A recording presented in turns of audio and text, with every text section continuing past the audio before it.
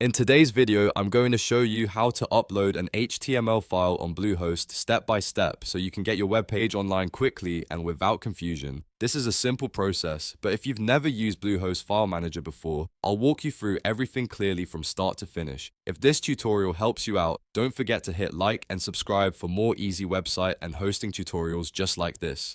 Alright, let's jump in. First, log into your Bluehost account, open your browser, go to Bluehost, and sign in with the email and password connected to your hosting plan.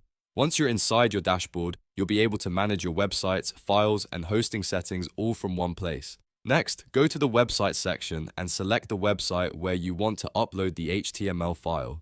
If you have more than one site on your account, make sure you choose the correct one because the file needs to go into the right website directory. After that, open File Manager. This is the area in Bluehost where you can directly access the folders and files on your hosting account.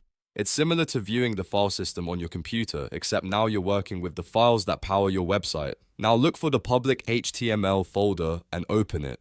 This folder is very important because it is usually the main root directory for your website. Any file you want to be accessible on the live site should generally be placed here. If you upload an HTML file somewhere else, it may not show up where you expect it to. Once you're in CT Public's HTML, click Upload. This will open the file upload screen and let you choose a file from your computer. At this point, make sure your HTML file is ready and saved locally so you can upload the correct version. Now select your HTML file from your computer. You can usually drag and drop the file or click to browse through your folders. Make sure you pick the correct HTML file, especially if you have multiple versions saved. Choosing the wrong file could mean uploading outdated content, so it's always worth double checking before you continue. After selecting the file, wait for the upload to finish. Depending on the size of the file and your internet connection, this may only take a few seconds. Once the upload is complete, Bluehost will place the file inside the public.html folder. The final step is to check that the HTML file appears inside public HTML. This confirms that the upload was successful. You can refresh the folder if needed, and once you see the file listed there, you're done.